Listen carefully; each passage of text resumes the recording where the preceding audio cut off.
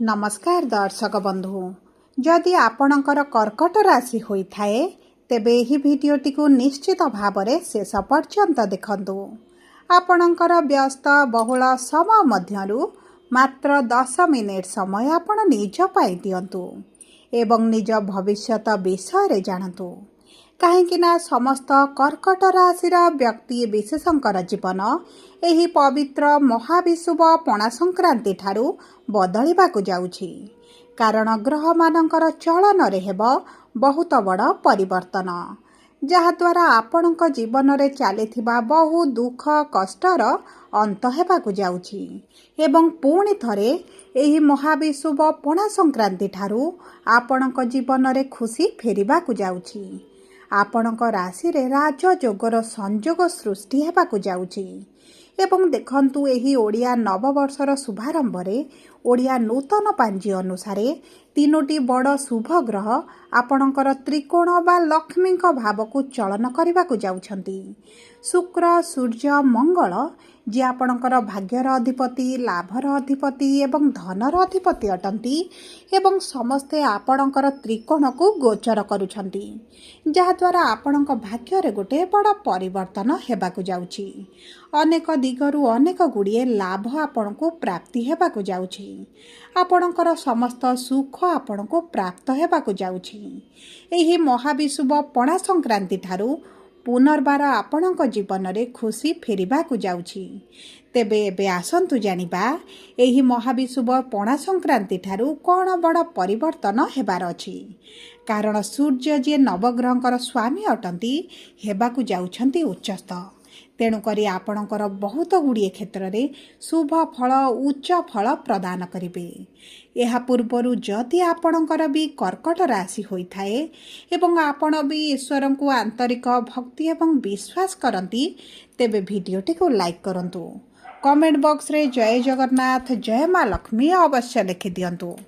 ता सहित आम सह जोगाजोग करिबा पई भिडियोर मध्य भागरे एक व्हाट्सएप नंबर टिए दिया जाइछि जो नंबर साहाय्य आपण आम सह जोगाजोग करी निजर नूतन कुंडली प्रस्तुत करि परिबे, कुंडली विश्लेषण कराई परिबे किंबा आपणकर चाकरी विवाह व्यवसाय प्रेम संपर्क शिक्षा स्वास्थ्य को नहीं किछि समस्या रहिछि ताहार सहजरे एवं स्वल्प मूल्य रे समाधान करि परिबे।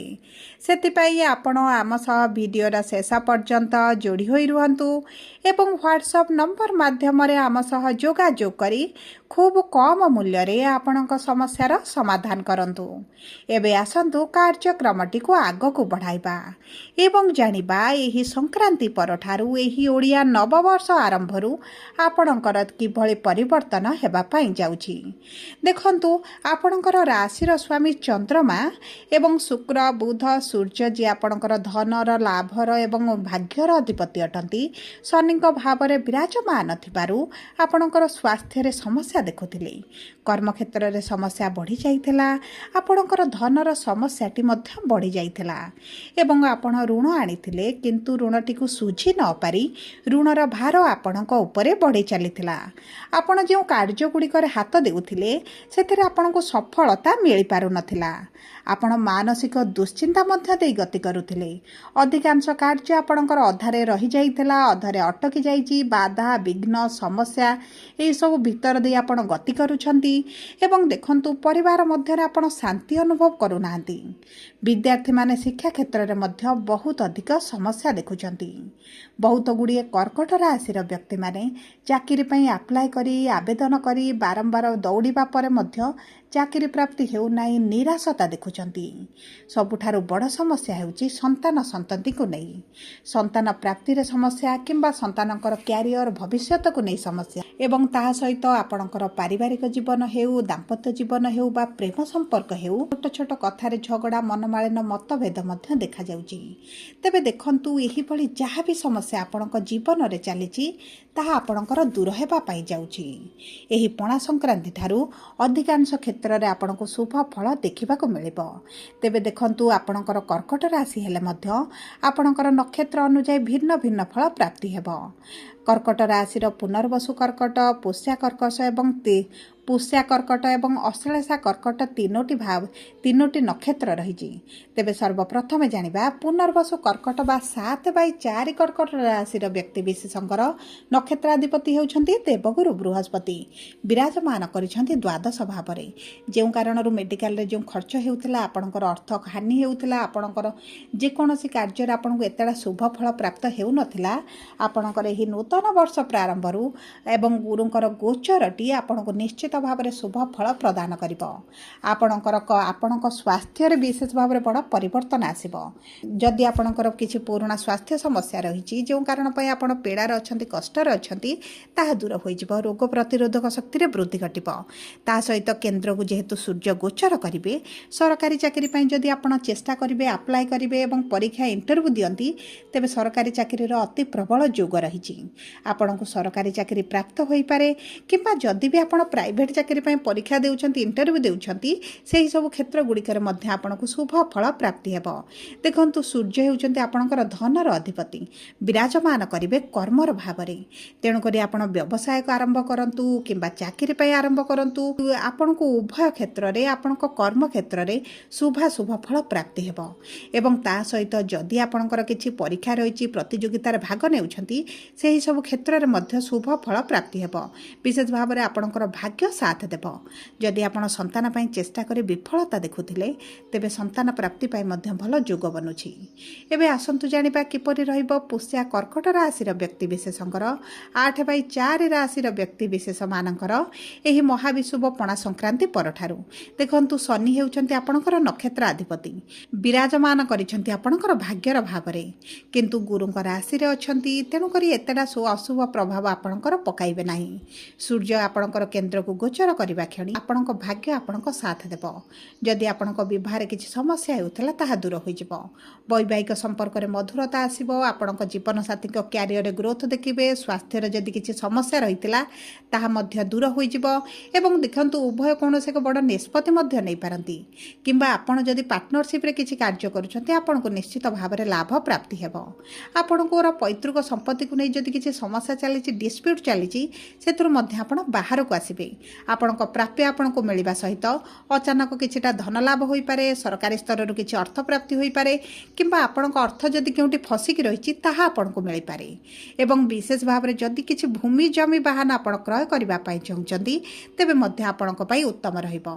विद्यार्थी माननको तो शिक्षा क्षेत्र रे निश्चित भाव में शुभ फल प्राप्ति हेबो। जदि आपणकर कर्म क्षेत्र रे शत्रु वृद्धि घटितले, तेबे शत्रु माने आपणकर नाश जिवे। एबे आसंतु जानिबा अश्लेषा कर्कट राशि बा 9/4 कर्कट राशि व्यक्ति विशेष मानकर एही महाविषुव पणा संक्रांति ठारू किभଳି रहिबा पय जाउछि। देखंतु बुध हेउछंती आपणकर नक्षत्र अधिपति एवं विराजमान करिछंती आपणकर भाग्यर भावरे। भाग्य आपणकर ठारू 2 पाद आगरे चलिबो। भाग्य आपणकर साथ देबा कारणरू आपण जेकोसी नूतन कार्य आरंभ करबा पय चाहुचंती, कर्म क्षेत्र रे किछि परिवर्तन करबा पय चाहुचंती, विशेष भाव में व्यवसाय रे जदि किछि परिवर्तन करबा पय चाहुचंती, तेबे आपणक पय अति उत्तम रहिबो। नूतन व्यवसाय पय उत्तम रहिबो, किंबा आपण पार्टनरशिप व्यवसाय छाड़ी निजर स्वतंत्र किछि व्यवसाय करबा पय चाहुचंती, ता मध्ये आपणक पय शुभदायक रहिबो। विशेष भाव में आपण जदि किछि एक्सपोर्ट इंपोर्ट रे व्यवसाय करूछंती, काउंसलर अछंती, टीचर अछंती, हिलर अछंती, एही सब क्षेत्र गुड़िकर आपणकर निश्चित भाव में शुभ फल प्राप्ति हेबो। जो व्यक्ति माने सरकारी चाकरी करूछंती, सरकार संबंधित किछि कार्य करूछंती, तेबे सेमानक पय मध्ये भाग्य बहुत अधिक साथ देबो। एवं सेमानक पय मध्ये समयटी बहुत अधिक अनुकूल रहिबो। एही समय मध्ये जदि आपणकर किछि सरकारक ठारू डील आनिबार थिला, प्रोजेक्ट फसिक रहितला, ताहा मध्ये आपणको मिलि जिवो। विशेष भाव में आपणको विवाह पय तो अति प्रबल योग रहिछि। जदि आपण प्रेम संपर्क रे रहिचंती, प्रेम विवाह करबा पय चाहुचंती, तेबे आपणकर विवाह होई पारे।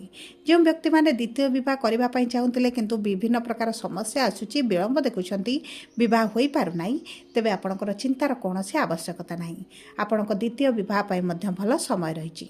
आपणको स्वास्थ्य को टिके जकिबाको पड़िबो, काहेकि ना गुरु द्वादश भाव रे अछंती।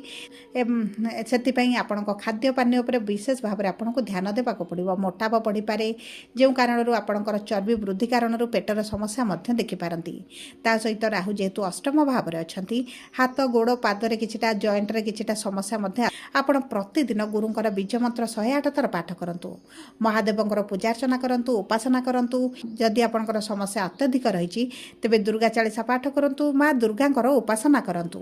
ପ୍ରତି ଶନିବାର ଦିନ ଆପଣ ସୋରିଷ ତେଲ କିମ୍ବା ରାଶି ତେଲର ଦୀପଟିଏ ଶନି ମନ୍ଦିରରେ ଜାଳନ୍ତୁ ଏବଂ ଅସୁସ୍ଥ ବୃକ୍ଷ ମୂଳରେ ପ୍ରତିଦିନ ଜଳ ଅର୍ପଣ କରନ୍ତୁ। ତା ସହିତ ଶିକ୍ଷା କ୍ଷେତ୍ରରେ ସମସ୍ୟାକୁ ଦୂର କରିବା ପାଇଁ ବୁଧବାର ଦିନ ପ୍ରଭୁ ଗଣେଶଙ୍କ ପାଖରେ ଲଡ଼ୁ ଭୋଗ ଅର୍ପଣ କରନ୍ତୁ। ଆପଣଙ୍କ ପାଇଁ ଶୁଭଦାୟକ ରହିବ। ଯଦି ଆପଣଙ୍କର କର୍କଟ ରାଶି ହୋଇଥାଏ, ଭିଡ଼ିଓଟି କିଭଳି ଲାଗିଲା କମେଣ୍ଟ ବକ୍ସରେ ଲେଖି ଜଣାନ୍ତୁ। ଯଦି ଆପଣଙ୍କ ପ୍ରିୟଜନଙ୍କର କର୍କଟ ରାଶି ହୋଇଥାଏ, ଭିଡ଼ିଓଟି ତାଙ୍କ ସହିତ ସେୟାର କରନ୍ତୁ।